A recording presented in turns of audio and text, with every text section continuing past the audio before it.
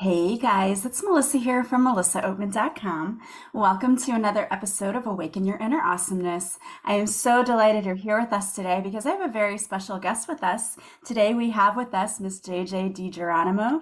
She is an author and light worker. She's written the book Seeking 74 Key Findings to Raise Your Energy, Sidestep Your Self-doubt, and Align with Your Life's Work. And she's here today to talk to us about how to raise our energy and how to get rid of energy that's no longer serving us. And we know how important that is, especially right now with everything that's going on. So I'm so excited that she's here today. Thank you so much for being here today, JJ. Oh, thank you, Melissa. I'm thrilled to get into this conversation. Yes, I'm very excited about this because I do Reiki and I'm all about energy and clearing energy and how important that is. And so this is going to be a much needed conversation for our listeners today. So I'm very excited about you being here and being able to share with us how you raise your vibration and help other people to do that. But before you get started, I'd love to know just a little bit about you. How did you get into doing energy work?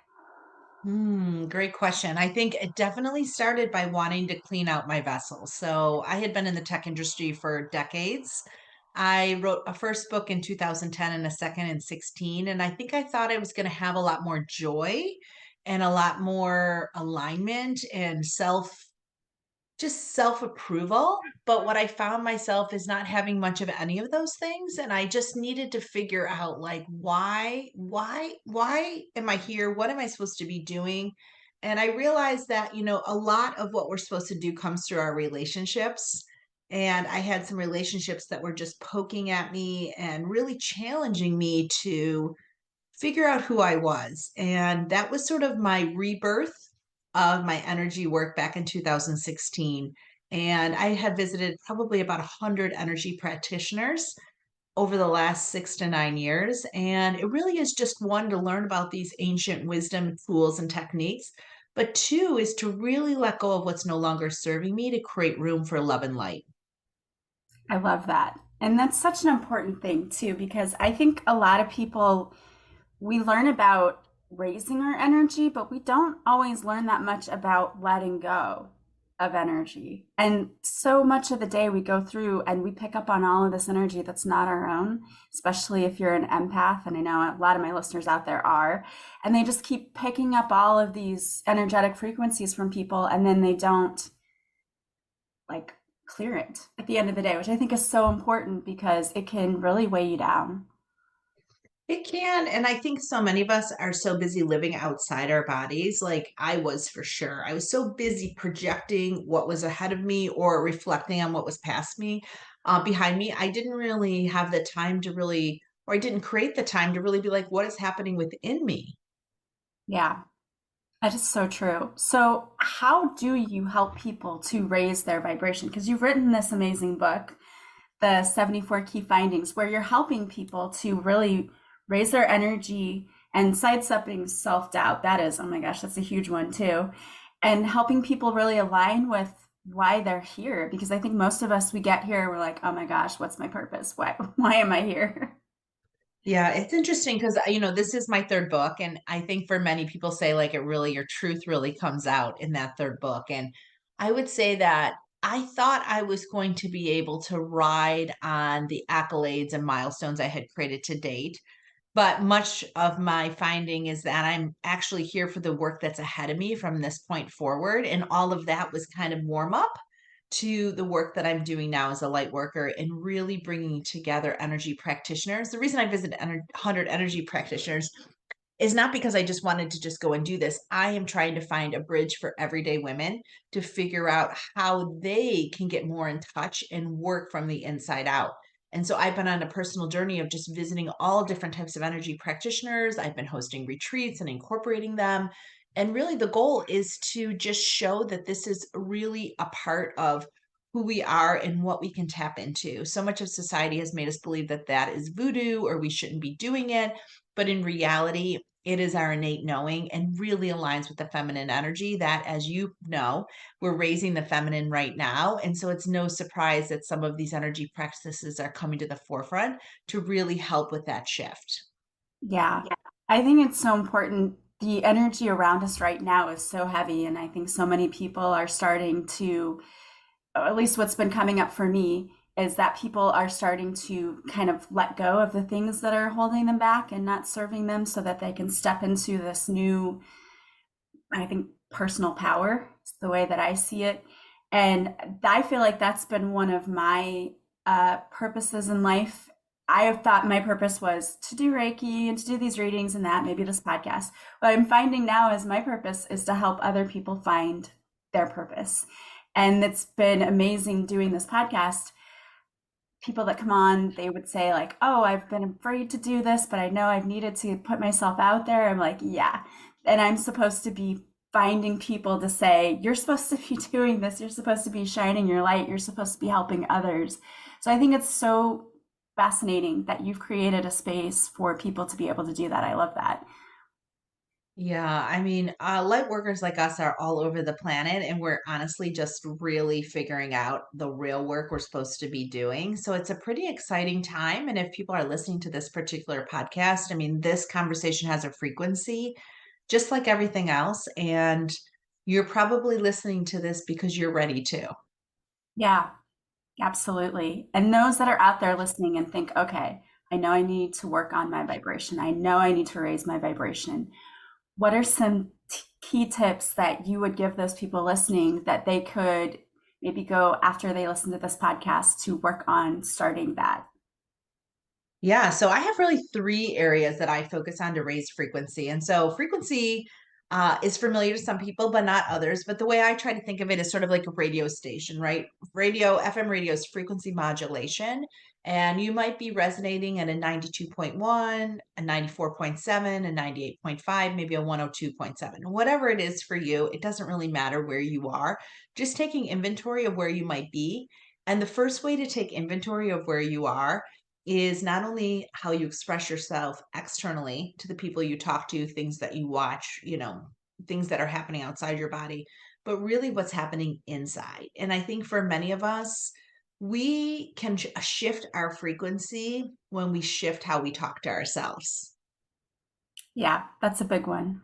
The self talk is something we've been programmed from a very young age that I think keeps a lot of people stuck. It does keep a lot of people stuck, and honestly, it wasn't until I really practiced mindfulness that I had the ability to see what I was saying to myself. Mindfulness for me was a way of not only being in the present moment, but watching what happens inside my head. What are the thoughts I have on a regular basis? And I studied under a local teacher who followed John Kabat-Zinn. And mindfulness for me has given me great awareness to how little I support myself. And it's funny because I did so many women's events over the last 15 years because of the books I write for women in business. And no matter how many times you share, like how do you move through to the executive ranks, how do you get on a board, the number one thing that stops women is what they say to themselves. That is, I think, such a truth because we're so much harder on ourselves than anybody else would ever be. And I know that my self talk used to be horrible. I would beat myself up over everything, every little thing. And I noticed what I was saying. And I found somebody through a podcast that I was listening to who started talking about the way you talk to yourself. And I never paid attention before. It was just on autopilot. I was running around busy. And so once you get on that autopilot, that subconscious just kind of takes over and you don't even realize what you're saying to yourself. It is true. And so you have to almost monitor your thoughts. So anytime you're going to get started with something or try something new or even go in a different direction or say no to somebody, watch how you talk to yourself. Many of us kind of fall in similar categories. Like, and I will talk a lot about this in the book Seeking, because when you identify how you talk to yourself, what your ego says to you, when you identify what fears you're stemming those conversations from, it's a lot easier to get on the other side of it. And so Seeking is a real tool for people that want to step into their next level of life's work, but have been holding themselves back and not even sure how or why. And so it gives very specific anchors that people lean on and even like drowned in that prevents them from really living the life that they're here to live. So now that someone has identified the self-talk and they say, okay, I know that when X, Y, or Z happens, I tend to think this and I tend to think these negative thoughts. So identifying it is the first step. What is the second tip that you would give someone who's looking to raise that vibration?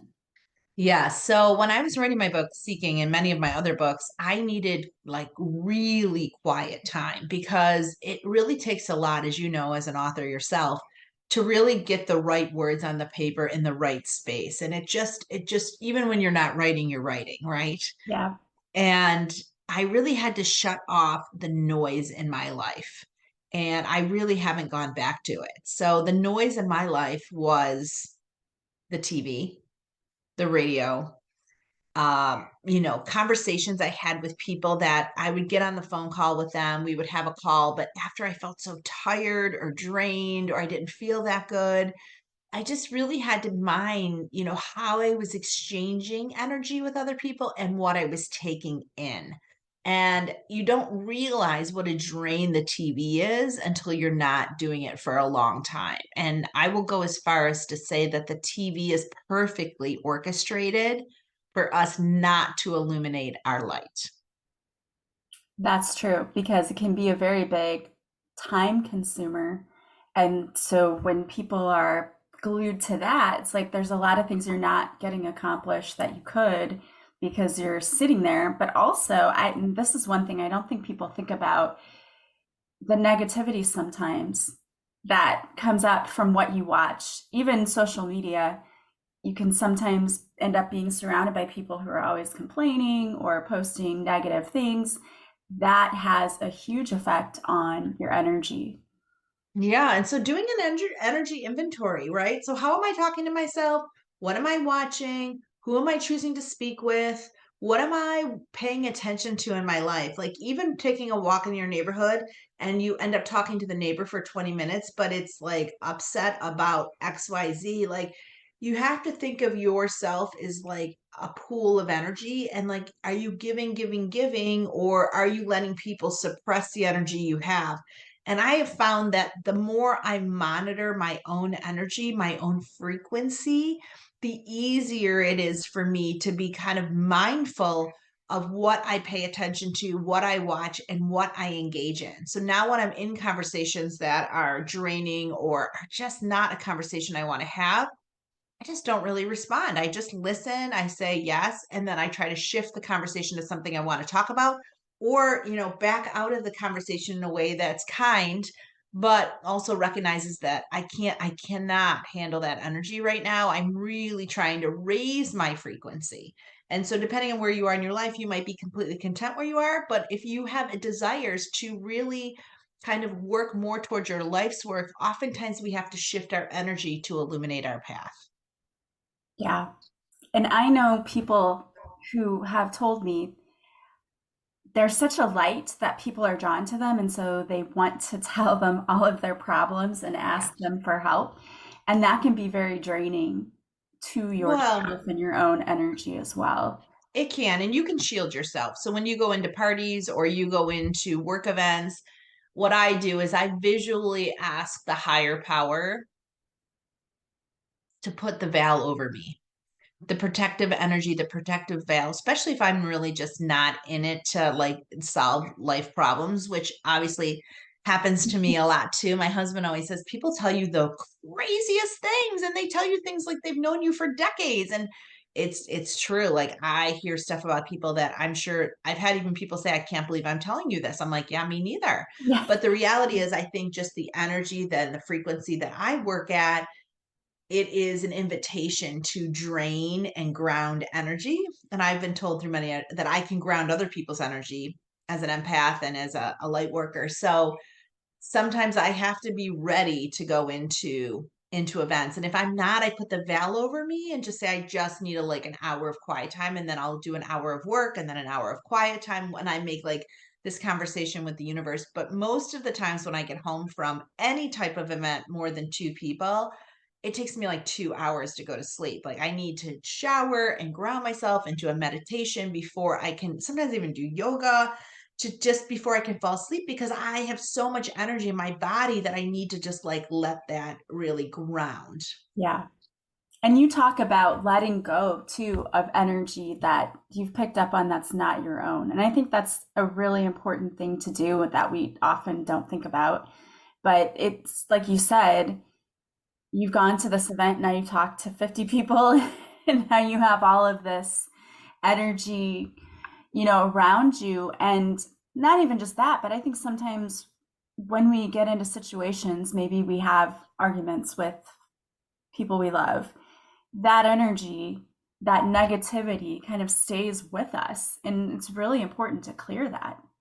It is. And if any of you follow Byron Katie, she always says, you know, what's happening outside of you is happening inside of you. And so if you're having these repeat arguments, it's really just a reflection of how you're already feeling. And so really saying like, is this happening? How do I feel about this stuff? She has 4 questions she asks. Is this real? Does it matter? And I didn't do any of those in the right order. But the idea is that your external is a reflection of your internal, and that most people in your life are playing a role for you to grasp or learn a lesson.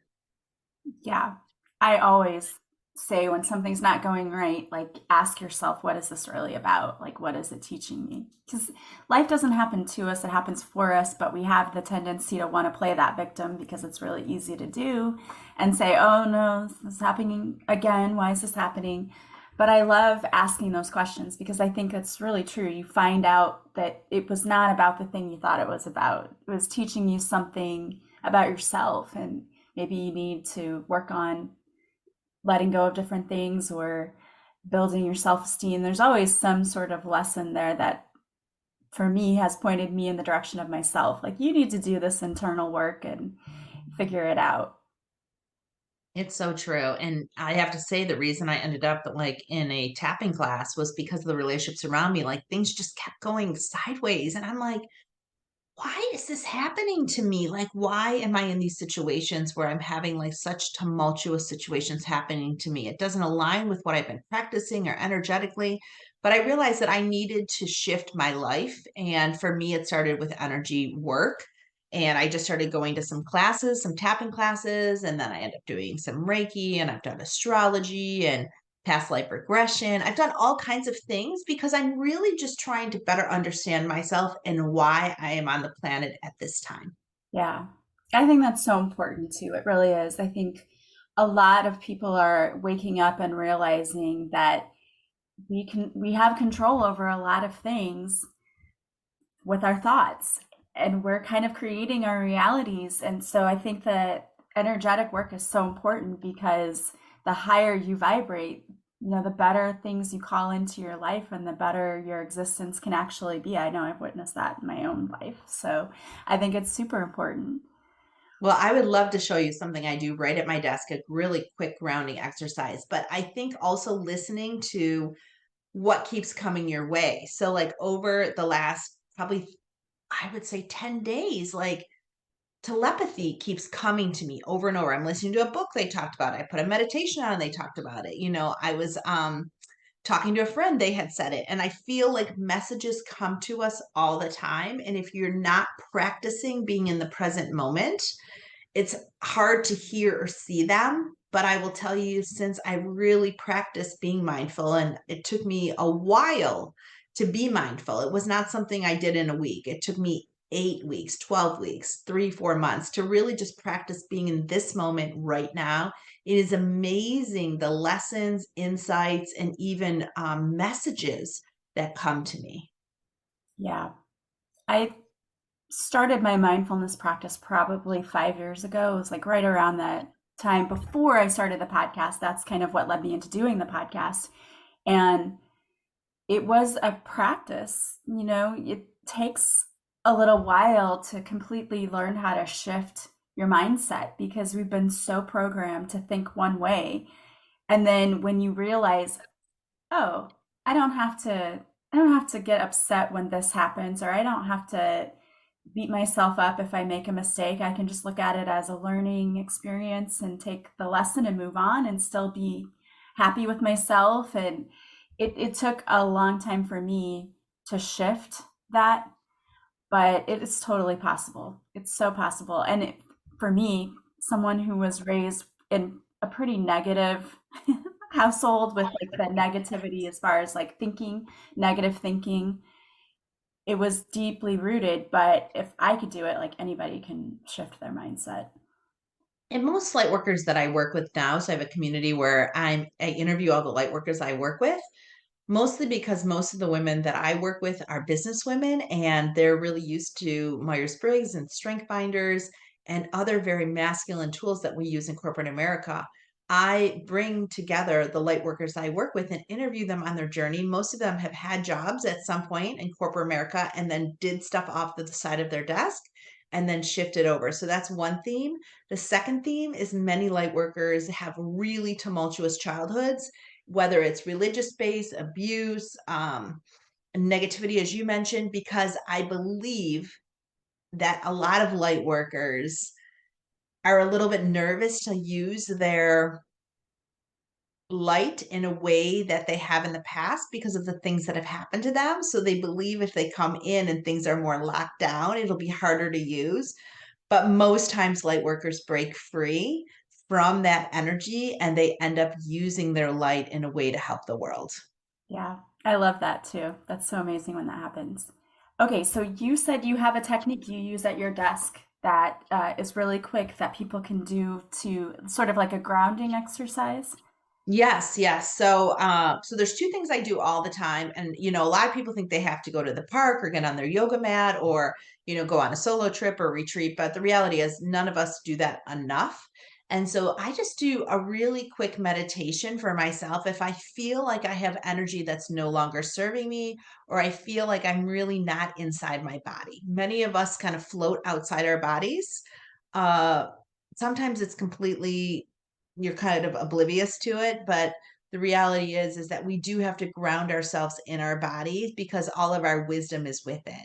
So if you put your feet on the ground, if you're listening and you're not driving, you can put your feet on the ground, and maybe if you're driving you can pull over, but I really just try to wiggle my toes and ankles and just try to really get my feet grounded. Is like I'm going to be part of the earth, and then I ask Mother Nature to join me. And I ask Mother Nature to really bring the vines of wisdom up through Mother Nature, up through the earth, around my feet and my ankles, up through my legs, over my knees. I start to feel her vines just really nourishing me with love and beauty that makes Mother Nature such a wonderful thing.